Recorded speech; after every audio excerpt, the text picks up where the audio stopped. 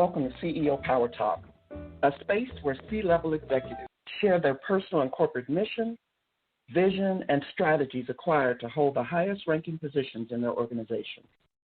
Our mission is to develop a collective network of change agents that provide access to resources and opportunities for all leaders. I am your host, Laura C. Bullock, and I am very excited to be with you today. As a strategy consultant, I believe that the only way for us to create the life we want is to break through those barriers that paralyze us, that challenge the status quo, and stand firm for the life that we want. Today, we're going to talk about leadership courage and how do we put it into practice.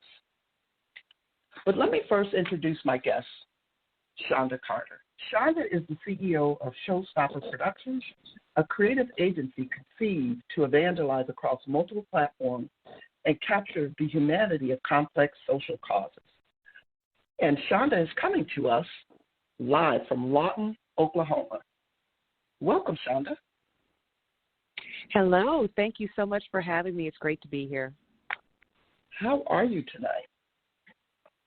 I'm doing very well. We're having an ice storm in Oklahoma, but other than that, we're doing great. Wow. Well, it went from 109 to 60 degrees in Arizona in the matter of days. Oh, so it's a beautiful evening here. Yes, yes. It's been a moment since we had our early morning conversations. It's been quite a while. So tell my guests what you've been up to during this COVID-19 mess. Oh, my. Okay. Before COVID-19, I was in a graduate school. I was on my way to completing my Master of Arts in Spiritual Formation, and I was touring with my one-woman show. And it's a one-woman show. It's in the format of a one-woman show, but it's a WON. I perform women from the Bible who have helped me. Their stories have helped me to continue on this purpose-filled journey. And then COVID hit, and, the next thing I know, I'm trying to get money back from all of these vendors that I, had booked. Oh, no. And having to refund ticket sales. And so it was a little, like most, it was a little challenging, trying to ask, well, what am I supposed to do now? So, since then, I did graduate in May, and my graduation was canceled. I was, a little bratty about that. That's okay, though. I had my little emotions about that because it was a lot of work. And, there's nothing wrong with wanting to be rewarded from time to time. I mean, we don't want to shun that. It's like I worked very hard for that. And my daughter, she was graduating from high school, so I had to deal with her emotions, my emotions, all of this disappointment. And it was like 2020 was supposed to, you start off, it's supposed to be such a great year. Every year is a great year. I'm going to do this, I'm going to do that. And then it's like, hey, what am I supposed to do now? So we, after working through all of that, working through what's next. Now I'm actually, I just filled out an application for admission to get my doctorate in ministry. So we're just moving right on along. Pitfalls that and is amazing. Highs and lows, and you just keep going. Yeah. Well, life is full of those, right? Oh, yes. So tell us a little bit about ShoStoppers and how it came to be. ShoStoppers came to be because I'm a visual person, and what it is and I'm a creative person. I didn't know I was creative way back then, but I started doing drama skits for my church, and I didn't know I was that talented. Like, I know that there's been some people out there, like some people's like, did you take theater when you were little? I'm like, no, I had no idea. I was in a criminal justice background. Like, I was a probation officer. I was in corrections. I was in child support enforcement. I was on the fast track in that line of work. And then I got into doing drama ministry, and then people kept like, every day, you're so creative. I'm like, who are you talking to? And it was so natural. And it was like a gift. It was natural. It was a gifting to where, like, I wasn't even aware of it. It's like, that's not creative. That's just, I put that on video. And right. I kept learning more and more about video. And then people would ask, like, how did you come up with that idea? Or, and just a little truth, I did not take theater when I was a child, but I did want to be, I know you're old enough to remember the show Bewitched? Yes. Yes. Yes. Okay. Now, yes. I didn't want to be Samantha. I wanted to be Darren Stevens because I thought his job in advertising was so neat to come up with all of that stuff. So it's like, God does give you hints along the way. So I'm like, wow, I don't want all the magical powers and, to get everything I want. I want his job. And I was thinking about that, but that's how it came to be is I wanted to help people bring their vision to life, get their vision on video, and to not have to do things a certain way. Like, just get out of the box a little bit. And it started off with in the gen realm, but then when I got into the world of the entrepreneurs and all of the coaching boom came across, I started helping coaches as well get their ideas across and be able to have their own personality on film. So that's how that came to be. That's amazing. And so my question, following that is, and you kind of touched on it, is the inspiration behind this enormous amount of creativity you have. And I know you have it. I've witnessed it. And so how did you, I know you talked about it kind of came out, but what inspired you and said, that's the thing? Honestly, it goes back to church because I was looking around and I was looking at all these people, and we'd get a sermon, and I would hear it, and I just couldn't get it. I didn't know I was a visual learner back then. I didn't, and I just kept like, I don't get it. Like, what's wrong with me? Like, I really thought something was wrong with me. And then, through coaching and gathering information and learning about yourself, I learned that I was a visual learner. So when I put a message, or if I saw, I can get a message out of any movie, any song, any video, any song, any movie. And I'm like, how come I can get a message out of a movie? And that's when I made the connection about being visual. And a lot of times when I would put things on, I would do a little visual drama ministry, or I would act out a character. Like, it didn't have to always be in screen, but I would put myself as the character of the Bible when I was doing a Bible lesson.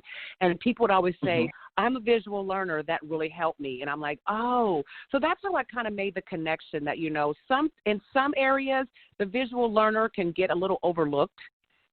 So that's when I started like, this needs to be explored, because I remember feeling so lost and wanting to understand church because I felt like such an outsider. And I'm like, I might not be the only one. Sometimes we think we're the only ones that think that way, and then, we finally get a little information saying, no, you're not the only one. So, a couple of brave souls, and I'll never forget it. There was one message I did on forgiveness, and what the message was, it was revenge and forgiveness.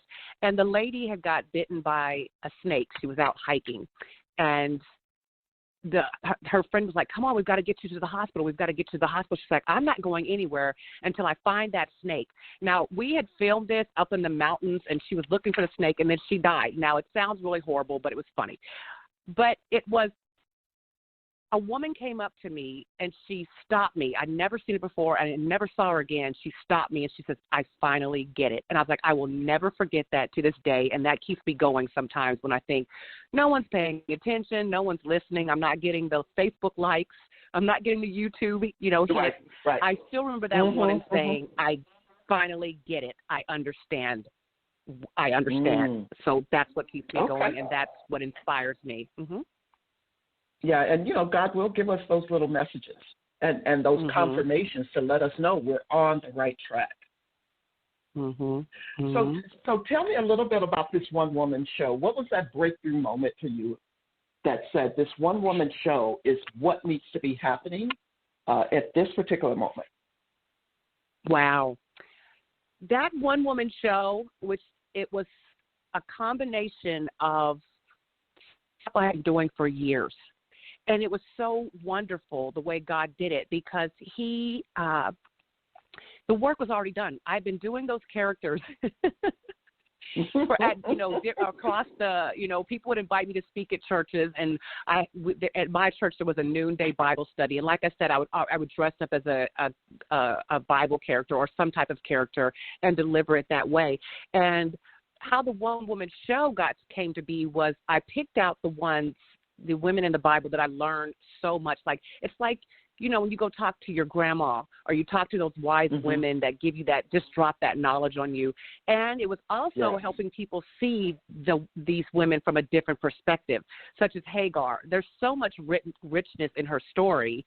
And a lot of people just see her as, oh, you don't want to be a Hagar. And it's like, well, if we keep, if you read it, there's a lot of good qualities about Hagar. Like, we're not going to have the same exact situation, but it's like we're so quick to just read it from, well, this is the perspective you're supposed to read it, changing perspectives. And the Shunammite woman, grieving, when God promises you something and you lose it and you lose all hope, and then you're like mad at God, which she was. And a lot of people just stop at her and say, well, it is well. It's like, no, you need to explore these emotions. And she helped me to explore these emotions. Like, hey, I'm mad at you, God. I was mad at COVID-19. I didn't go through it with like everyone else going, oh, God. In my head, I knew he had it, but at the same time, it's like, no. I was on a roll. I was finally doing what you told me to do, So it's like, right. Yeah. So those women, hearing their stories and how they helped me to pursue my dreams and pursue the purpose and the destiny that, God had planned for me. And we, you let it be known that we've known each other for a minute. Where I came from. Yeah. It was like, I do. Like, I do. So that took we were walking the same road there for a moment. Yes, absolutely. And it was good and we're going to be talking about that confidence too. Good. Yes, good. And it was good to be able to have you. And I had in those Bible women those stories, and to be able to share those stories and to show how they helped me. Because people, when you get a little success, people, sometimes don't want to hear all the time about the struggle. They just want to hear about the good things. I'm like, no, you have no idea. I used to be scared. Like, I remember. And then sometimes we can struggle with feeling misunderstood as well. With me being creative and a visual person and not feeling like I fit in certain places, it was kind of therapeutic to show, yes, I'm wacky, yes, I'm funny, but there's some other sides. And if people are 3D, we have different sides, and we shouldn't. Like, I understand that there's branding, and you're. But when it comes to human beings, and, we have to get past some of the branding sometimes and get to know and hear the heart when we're talking to people and about people. And I also left off when you asked me something else what I was doing. I also am going to be a certified spiritual director, so that's going to leak out from time to time. And it's really like a professional listener. I listen to people, I hear their stories, and I direct them, towards, well, what's God saying in this moment to help them along their path. So it all fits in under this big umbrella that God has given me. Don't know why to this day, but it's like I accept here I am, send me. But so I've just been. So those Bible women really helped me out, and I get to share Bible stories. You get to have some laughs. Oh my gosh, you get to laugh, and it's a combination of entertainment plus script, plus purpose, plus scripture. And I'm asking all the questions that sometimes we're not encouraged to ask, like, why did you do that, God? Why would you pick me, God? One of the characters is asking, why would you pick me? Like, there's so much stuff wrong with me. Like I said, the Shunammite woman, why would you do that? Why would you raise my hopes up only to dash them like that? I can't believe you would do that to me. One of the characters is, why can't I just do what I want and have what I want? Why? I used to have a life where I got to do what I wanted.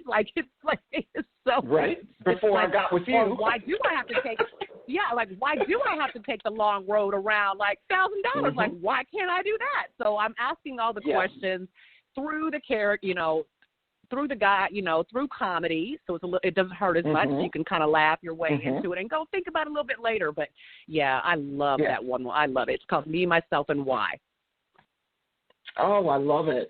I love that. Mm-hmm. And so talk about the vulnerability you had to display to get into these characters. Oh, my goodness. It had to be huge. That's the funny thing is I love being vulnerable. I really, really do. And it's like what I had to overcome was people not comfortable with me being vulnerable. Especially when you're in certain spaces. It's like, I come from a background of faith, not, I'm trying to say it the right way, word of faith. I'm sorry. Yes, word of faith. I mean, excuse me. What do you mean you come from faith? Everybody got faith. No, the word of faith background where, they do confessions and you're not allowed to say anything negative. It's like as soon as you say something negative, it could, that's why your confession didn't work. So I was the one that was like, no. So like I said, like not fitting in, not being misunderstood, being labeled as, a certain way. So that was, but I was willing to do that because, and it was just because I wanted answers that bad. Like, I don't care anymore that I don't fit in. It's not going to happen. Well, it goes back to, I need those answers. It goes back to being ready to stand in and stand firm for what you want. So if you want those answers, God, I'm willing to do whatever. I'll show myself, right? Yeah. That's amazing. I love it. And then you have to be okay. You have to be okay with some people are not comfortable with vulnerability.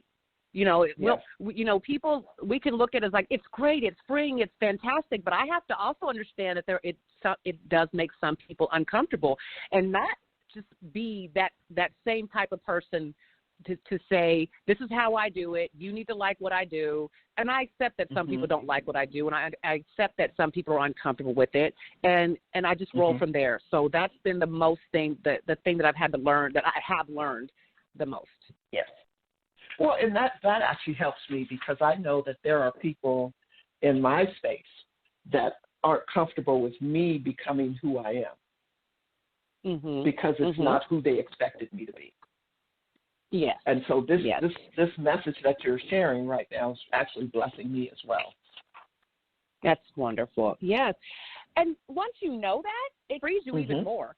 When you realize that that's normal, that was the thing. It's like learning, there is it's normal. That's normal. It's normal. Like, I had doubts about, I doubted God, and I just was so torn up about it. And then to learn, like, you know what?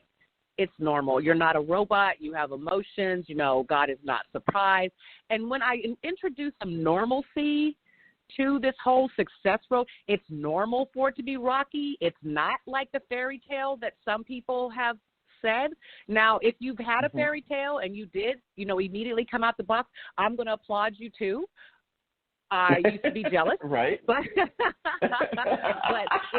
it's more normal for it to be harder. Let's just put it that way. Yeah. And once you realize that, and you stop beating yourself up thinking that you're wrong or something's wrong with you or you must be the failure, it helps you. It frees you up so much more. Sounds like it. But that all of this creativity that you have and all of this, just amazing talent. Do you ever find yourself having to harness like the shiny penny syndrome? It's like, ooh, I want to do that, and ooh, I want to do that, and ooh, I want to do that. Do you ever find yourself where you have to say, whoa, wait, hold up, you can't go there yet? I used to. I did. Okay. There was I made a lot of expensive mistakes. Dumping out. Jumping out.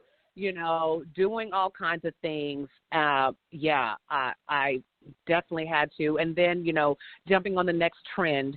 So it's and why I say I used to is because I did have to rein myself in and say, hey, we're going to stick with this.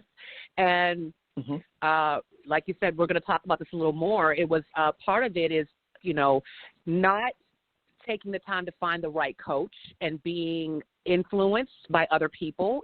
Like even when you know, like, I don't want to do that, but when other people, there's a saying that says, if you don't know who you are, people will make you into who they need you to be. They want. And I found that happened to me a lot. And I was thrown, like every time I got another coach trying, I was thrown in another direction. And it was a very expensive lesson, and it took me a long time to learn it. So, thank you for that question. We share that experience, don't we? Yes. Being put in a box. In their box, not even a cute, pretty box like we wanted, but their box. So I definitely, their box.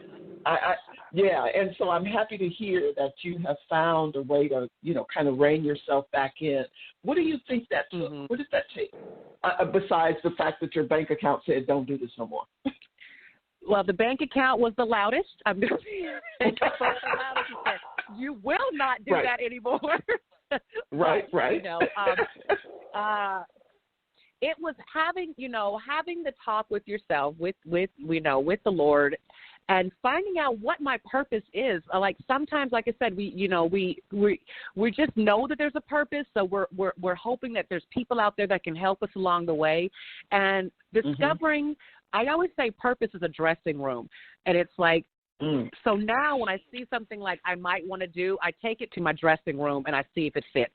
And I go, no, it looked better on her. Oh, no, it doesn't look good on me. No, doesn't fit.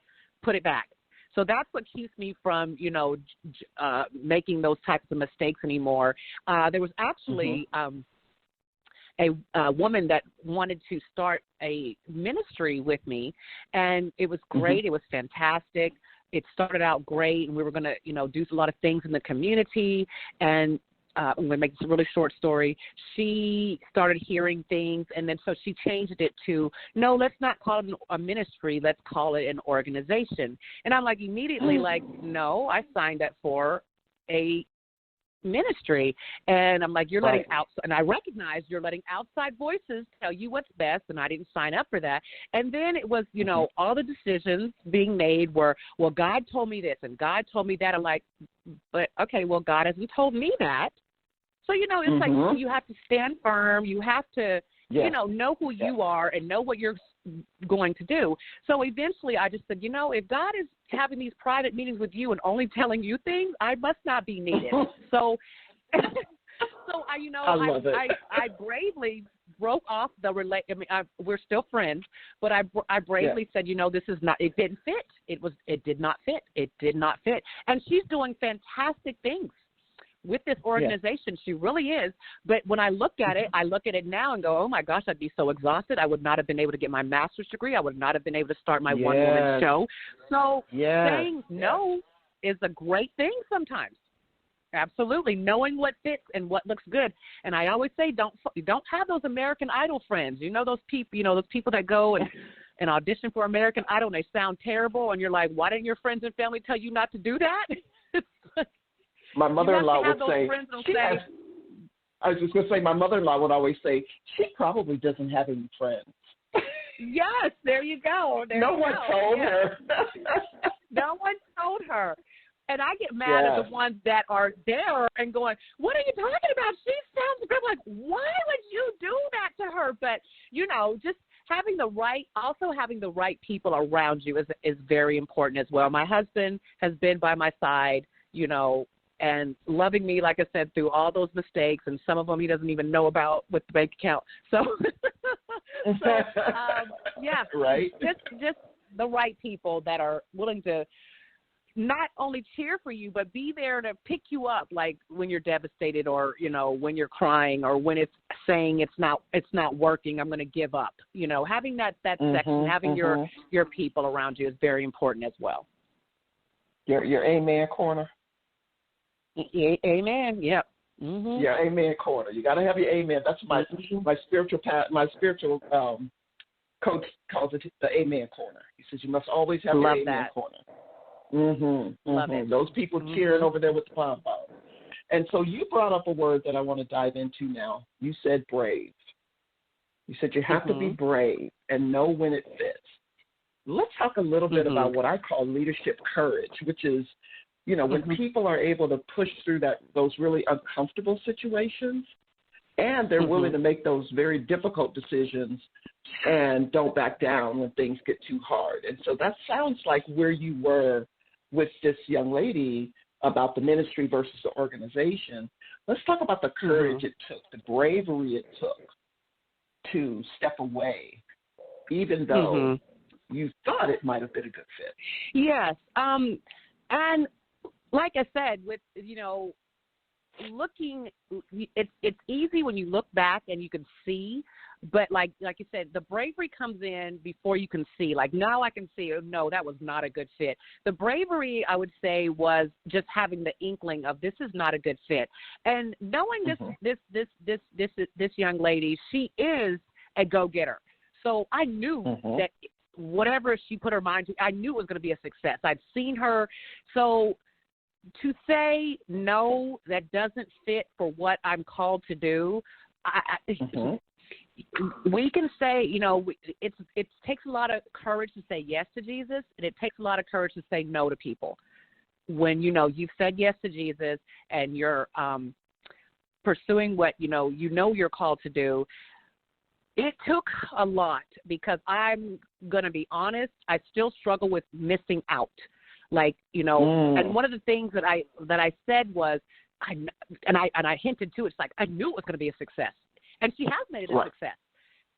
The difference is I'm happy for her now maturing. I'm happy that she made it a success, whereas before I'd have been jealous, like, why did I tell her no? Or I would have hung on for the wrong reasons, you know, just because I knew she's going to make it successful. And then it's like, oh, with my skills and talents, we're going to go through the roof, you know.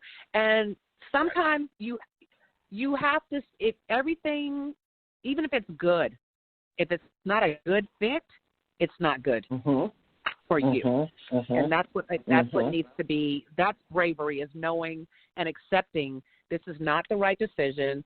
And like I said, I'd had so practice making such bad decisions that I could not even in good conscience continue to make bad decisions knowing that I was making a bad decision.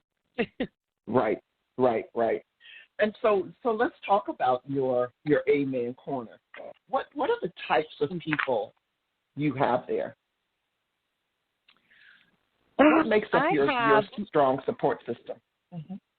Well, we talked about my husband. That's my number one supporter, financially, emotionally, you know, all of the things. Right. That's my number one. My adult children now, not so much back in, you know, a few years ago, but my adult children now, they look to me now as an inspiration. Now we're able to have conversations and be friends because they're adults now. So they are in my, they're like, Mom, you know, you're such an inspiration, you know, so they're my inspiration now to, you know, keep going and showing them what purpose, don't take shortcuts, you know, doing what you're supposed to do, staying on the road. I have actually spiritual parents that will tell you, like parents, no, you know, or they're not, they will tell you, no, that's not good, that's Jack, no, you were wrong.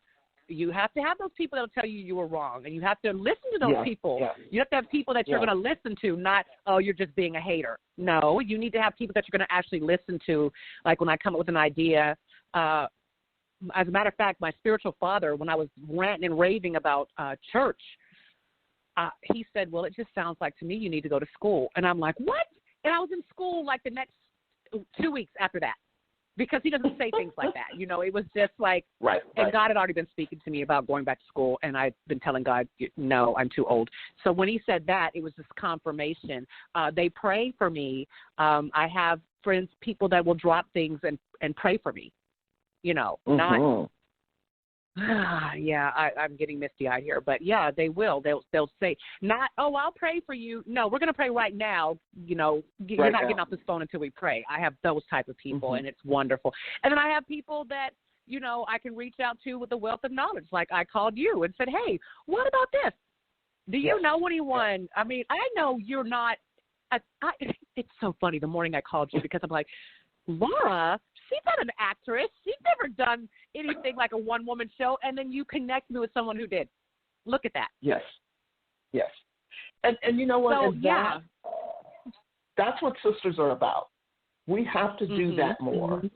And you said some key phrases that were very poignant in this conversation around jealousy, being afraid to say no because we don't want to miss out. Some of those kinds of behaviors that we have to mature out of doesn't happen easy, right? Doesn't happen easy. So talk about another time where you had to display some leadership courage to kind of move that mountain. Oh, actually, when I wrote my second book, and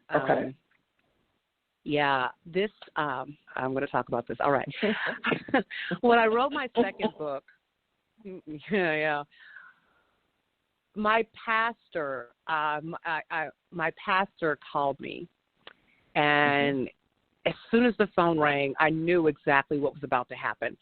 My pastor called me and basically, without getting gossipy, basically said that my book was not welcome. Now, it was a Christian book, but my book was not welcome because he said, the message is good, but you don't have the right to give that message. You're not a pastor. And I went, I have every right because God gave me that right. And I said, I was talking to artists and, talking about, not being, I was talking about not being, how to get over feeling unappreciated or not taken seriously. I was, encouraging artists. And I don't know why, but it was taken it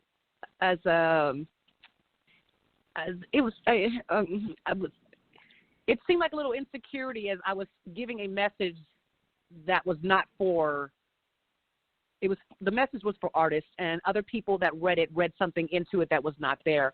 But I remember his key to me. He says, I hate to tell you this after you've done all this work already. And I said, well, why? Do you think that I'm going to not publish the book? And it was like an audacity type of thing. Like, I spent 6 months writing this. My husband and I spent money getting this edited, and it's like, because you don't approve, you think I'm going to not do what God called me to do and not publish this book. And so that was another leadership. It's like knowing when God has called you to do it. And like I said, with my amen section, I had already run this by my amen section before this came. So it wasn't a rash decision. It wasn't me just going, God told me to do it, I'm going to do it. I checked with people. I checked with the people that would say, no, this isn't a good book. No, this isn't a good message. No, you might be coming off across as haughty. I checked with my crew, my spiritual parents. No, this is a great message. So when he called me and told me that, it was very, no, I'm not going to back down at all. And I ended up eventually having to leave the church because I kind of got left. I got left off. It was a very passive-aggressive type of thing. I got left off. I was no longer on the schedule to teach. I was no longer on the schedule to sing. I was no longer, just, little passive-aggressive things. My husband had been ready to go, and I said, no, we're not going to go until he goes, I don't want to leave offended. We're not going to go until I got the release. And when I got the release to go, I left and didn't look back.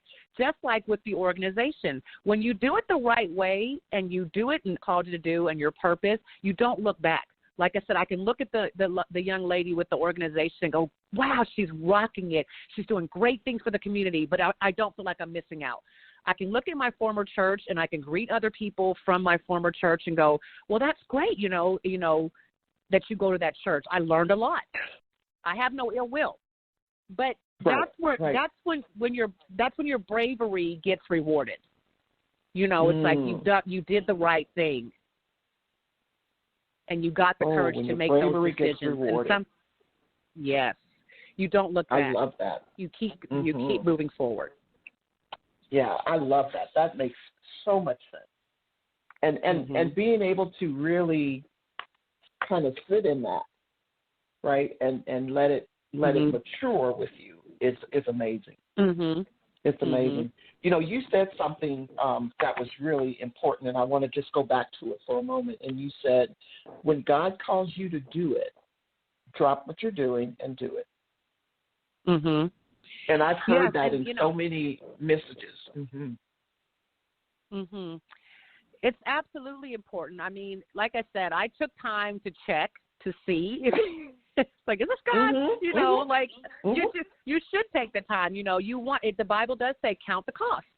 You know, I checked with my husband to say, hey, can we, you know, can I take time off 6 months to write this book? You know, I wrote a book before. It didn't do well.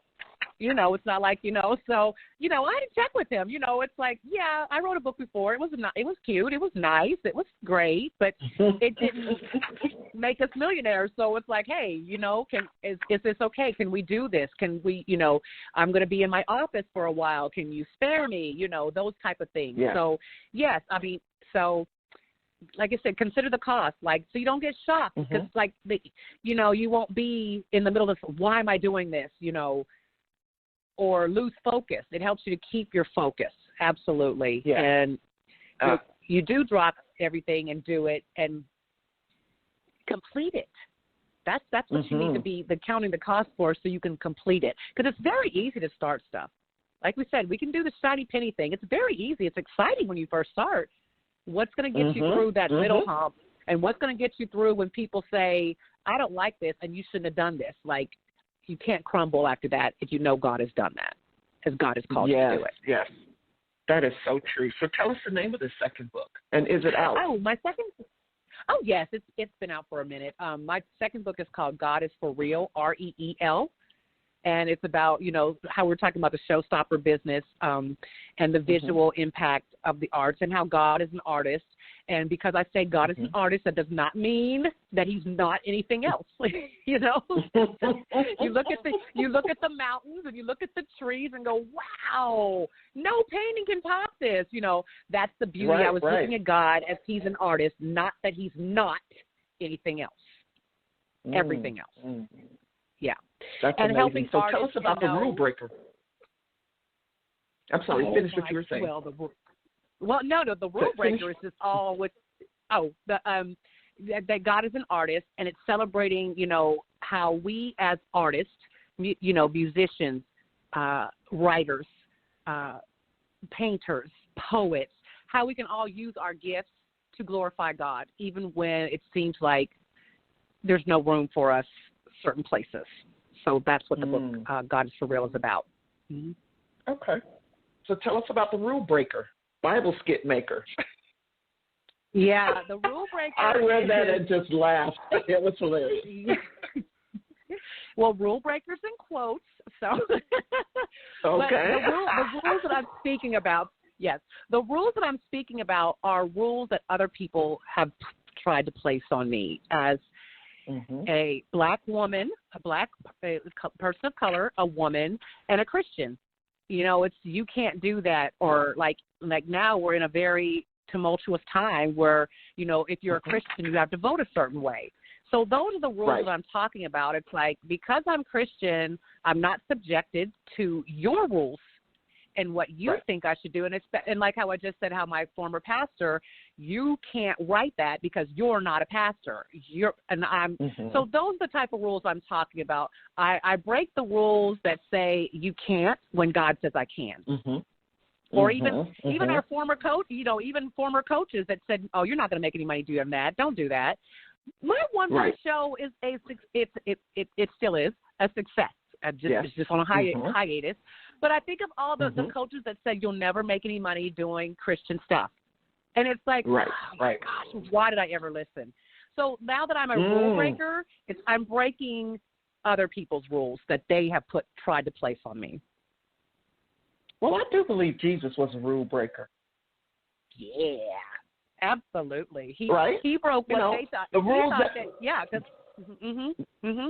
Yeah, I was just going to say the rules that we put on him. Absolutely. Yep. With our lack of faith. Yes. We're not going to go to church tonight, though. But it's true, right? We don't believe you can do what he said he can do. Mm-hmm. So we said, no, you can't do that. The same way you just said people were telling you can't do it. Jesus was a rule breaker. Mm-hmm. I truly believe that. I truly believe that too. Yeah, you talked a little bit about your husband and your adult children. Let's talk family for a moment. Okay. How are you balancing all of this in family? Well, it's really easy now because I'm an empty nester. Yes. Yay! Yeah. And we celebrate you for that because I know having a master's, I know how difficult that could be. Oh, yes. Yes, actually, it's been, like I said, I have the right husband for this long, windy journey that God has taken me on. He gave me definitely the right husband to be able to do that. Been extra uber patient with me, and he's really invested in my success, and I really do appreciate him. Like I said, my adult children, they try to help me out as much as 20-something-year-old children can do, try to support me as much as they have time for me in their 20s. Yep. I have some zany grandchildren. Yeah, in their 20s. Yeah, I have some zany grandchildren that are fun and creative and keep my creative juices going. They're 5 and 6. Amazing. The girls that get to come over all the time, and we dress up and play makeup and come up with characters and things like that. And even having to minister to them creative ways keeps my creativity going. But now my daughter my last daughter, she's in the university. She attends the University of Memphis, and she's taken philosophy. So she gets I was like, oh, my gosh, you're going to get the God is dead professor. So we're laughing about this. Yes. And then she calls me. She's like, Mom, he told me, so we have conversations on a regular basis about her philosophy class. And, I tell her how to defend, I try to help her defend her faith and, things like that. So it's just been really productive. My mom is my biggest cheerleader. I have spiritual parents, and my mother is 45 minutes away. So, yes, I'm just very blessed as far as family is concerned. And so what would you say the secret sauce is to keeping that all in balance? Saying no.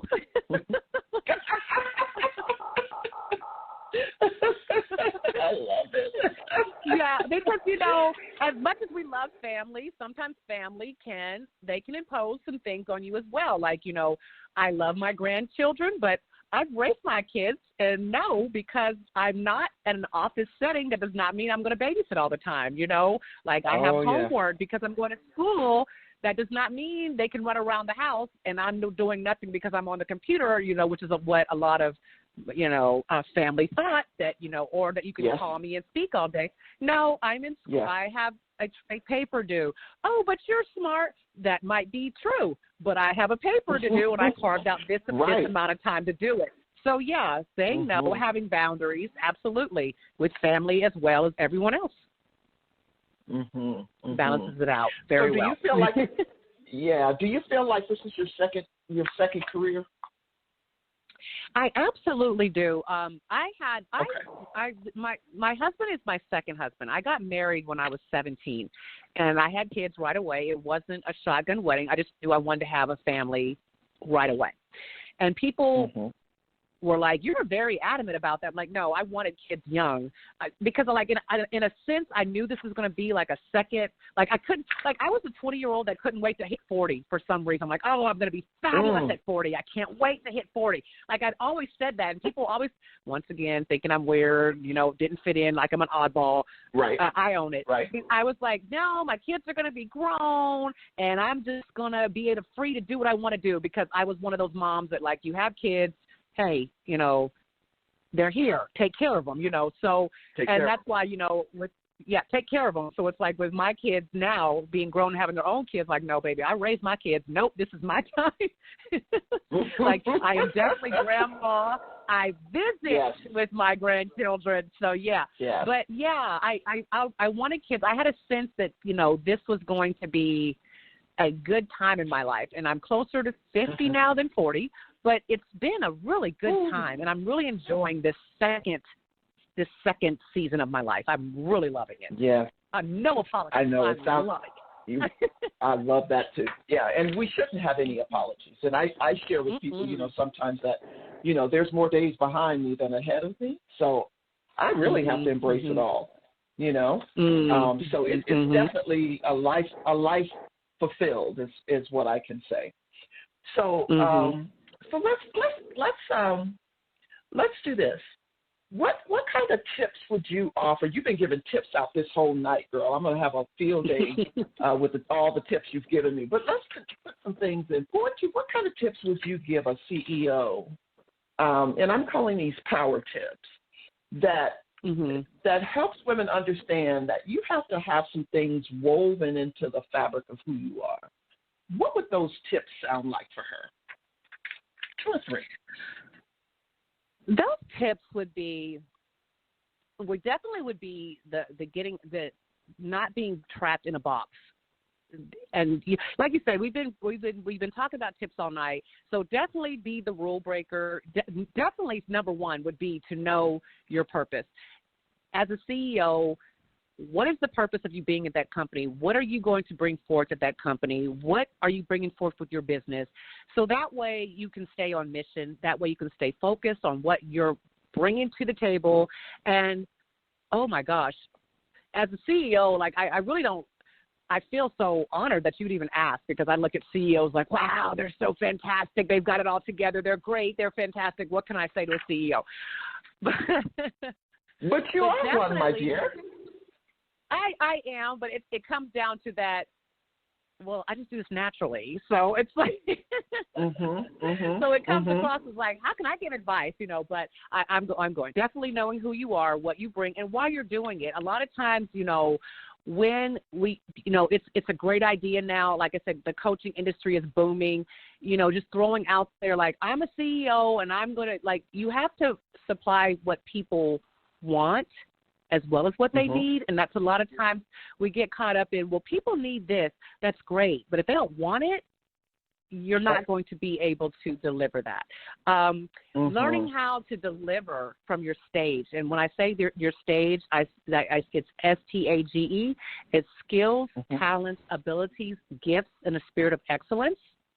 Knowing that that's how you deliver what it is that I say purpose. That's how I deliver my purpose, and that's how I know if it fits. It's like oh, I'm using a skill, and you won't get reduced to being in a box, because it's like, I have a stage, I have skills, I have talents, I have abilities, I have gifts, I have so many other things. A lot of times people want to reduce you to just your gifts or just your abilities. It's like, no, there's more. It's an entire stage of things that I can deliver. And that was powerful, and I love that. I'm gonna have to use that one. That I have a stage, and it's not the stage you think, right? Right. So girl, I can talk to you all night, but I'm not going to do that. I want you to tell me how people can find you. Oh my gosh, I made it so easy. I made it so easy now. I used to have 50,000 websites, and you go to my website, Shonda Carter, SHONDA Carter.com, and everything that I do, which includes, like, I have a little space for ministry, I have a space for spiritual director, I have a space for my show, I have a space for my coaching. It's all there. You can pick and choose what you want to look at, because that's all my stage. Well, Shonda, I tell you, it has been such a pleasure talking to you tonight. I feel like we were back in the morning having coffee and trying to solve the world's problems. You know what? Before I go, I have one final question that I forgot to ask you, and I really want to get a little bit of understanding around some of the social issues that you were talking about. As part of your background, some of those social issues that you've been dealing with in the work that you're doing. Well, right now, my biggest thing has been spiritual direction. I actually have in spiritual direction, you have to have clients, and I actually have a young lady. She's a young black woman, and she reached out to me. She said, as soon as I heard your name, Shonda, I knew, you were black.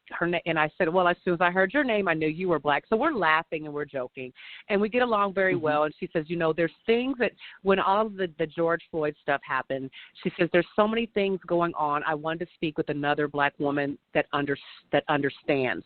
And she says that, in her sphere, in her realm where she was trying to get, as Christian, in the church, she was saying, are we going to talk about this? Are we going to talk about racism? And it's like it was a very uncomfortable conversation, and nobody wanted to talk about it. So she said there were certain things that she could only speak to me about. And that's when I started feeling the enormity of, what's really going on, even in the church realm. It's like, some conversations are just too uncomfortable, so they just had agreed that they weren't going to speak about it. And like, we're all followers of Jesus. All of, and it came down to all lives matter. All kinds of things like that. Where some of the messaging was not getting across. It was not being understood. So then she said she started bragging on me so much that her sister wanted to hire me as a spiritual director, and her sister reached out to me and she says, hey, do you know any other black female spiritual directors? Because I know you're busy. And I just started crying, and I couldn't understand why I was crying. And I was crying because I don't know another black female spiritual director. And it just hit me like I didn't even notice. It's just so many things. And then I started, she was asking me all kinds of questions surrounding race and so many things I hadn't had to deal with before. I grew up military. My father was in the military, and we were just, it was really, it was very, we didn't see color. Like, I hate to even say that because it sounds so dismissive, but as a little kid, they show you'll play with anybody. So we grew up. Yes. We're Air Force Base. We're all surrounded. Grew up very protected in a bubble, and I live in a little. I live in a little small town. So once again, been surrounded by the same people 20 years. So when all of this stuff started happening, it's like it all hit, like And so then I had to, people were asking me, well, what should I do? And I'm like, well, why are you looking at me? I don't know what to do. So I had to, and then to talk my children through it, my favorite episode of Blackish was when his children, it was a young black couple, and they had children, and their children were surprised that Barack Obama was the first black president. Like, what? Like, they were shocked. And I remember laughing so hard, but there's just so much stuff surrounding race, being a woman, and looking at the current climate that we're in that makes you, like, no longer be able to ignore certain things, even as a Christian, even though I love my fellow brothers and sisters, we've got to have these conversations. And that's what I've discovered as well. It's like, Jesus never shied away from a conversation. And it's like, it's my responsibility now. And I started studying and being part of stations and not just having conversations to combat racism, which was something I never thought I would do, because it's another thing. Like, I had to take it like, does this fit? And it's like, yes, you're instilling freedom, you're instilling you're having the conversations, and even having to once again be brave and tell some of my non-black friends, that's not okay. I don't care how long you've known me. I'm not, and I'm going to say it. I don't support Candace Owens. Don't ever send me a video of hers again. So even having those conversations and then realizing that people that I've been surrounded by for 20 years had these thoughts that I'm like, what, are you kidding me? Are we reading the same Bible? So that goes again to, that's the climate that we're in and the social issues that I'm facing right now, as far as that's concerned. And I'm doing it in the spiritual realm. When I have those conversations, I go after Christians, because it's like, you're in leadership. This is not all right. And that's who I've been assigned to, is, getting leadership to think differently. I don't go and just, you're wrong, and you should just, no. If you're a Christian and you call yourself a leader, we're going to have a conversation. Mm-hmm.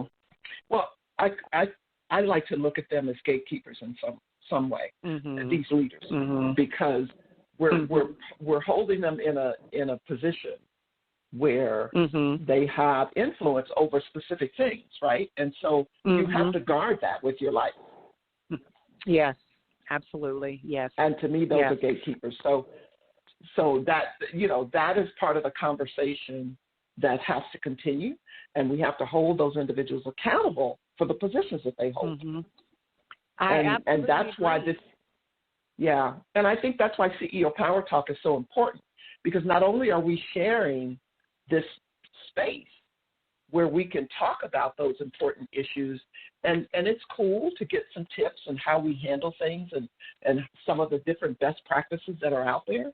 But the bottom line is we have to share in our missions, but we also have to be talking about how we hold each other accountable for the space that you occupy. Yes. What are you going to bring to the table? Bravery. I think that was very important. Yes, and that definitely takes bravery. And sometimes we can look at it as like, oh, I'm Black, I'm a woman. I look at it as like, wow, look at all of the different perspectives that you have, that you can bring to the table, that somebody else doesn't have. I bring an entirely different perspective than someone else that I might be thinking like, you're so lucky, you have this. It's like I can bring a totally different perspective to the conversation that someone else cannot do, and I consider that a blessing, and I love it. And reading about, our ancestors, and it's just been phenomenal. Like like I said, some conversations I was scared to have, or things that I was scared to learn. Bravery. Bravery is say yes and just go for it. Well, and bravery to step into that space that you were being called into. Not sure how you would operate there, right? We cannot shy away from these very important opportunities. No, I totally agree, because when I started working there's so much stuff I do. When I started working with the human trafficking fundraising and having to read those stories and having to step into that world, I'm like, God, I'm a funny person. I was like, this is, I'm the happy person that tells jokes. Like, this is too serious for me. And it's like, like I said, the stage is big. It's a big stage. Yes. You got to, it's a big stage, and it's not always about, okay, you're funny, but I'm funny, but I don't get the right to limit myself. I have to break my own rules of everything I do has got to be funny and entertaining. It's like, no, I went and worked, and did the human trafficking. I still volunteer for that, but it's a very serious issue. And I'm like, people aren't going to take me serious. And it's like he told Moses, you tell him I am sent you. It's like, how can you argue with that? I am sent you. It's like, whoa. I know this is not what. There you go. It's like, I know this is not what you were expecting, and you're expecting something else, but we're here to talk about some serious adult issues. We're here to talk about racism. Yeah. We're here to talk about human trafficking. I understand, maybe I'll tell you a joke on another day, but right now I'm here for a different type of business, and there you go. Right. Yes. My dear Shonda, thank you so much for your time tonight, for this interview. It's so very powerful. And I know that we're going to have many, many listeners tuning into this after the fact, and I appreciate that so much. So I would like to just thank my guest, Shonda Carter, my CEO Power Talk community, my marketing team for ensuring that our voices are heard through the CEO Power Talk podcast program. Thank you to our sponsors, Living Vertical Radio, and of course you can follow us on blogtalkradio.com/livingvertical, and you can also follow us on our social media pages, CEO Power Talk on Facebook and CEO Power Talk on Instagram. You can listen to this tape-recorded program on blogtalkradio.com/livingvertical. My next show, November 10th at 6 p.m., where we'll be talking about how to balance big profit and big purpose with master CEOs. I hope you'll join me there. And just a reminder, as we quickly approach the holiday season, don't forget to pick up your copy of my latest book, All Grown Up, The Road Less Traveled, which can be found on my website, at www.lauracbullock.com. It's a great gift for the aspiring woman in your life, so make sure you pick that up. Thank you so much for listening. This is your host, Laura C. Bullock, and you are tuned in to CEO Power Talk.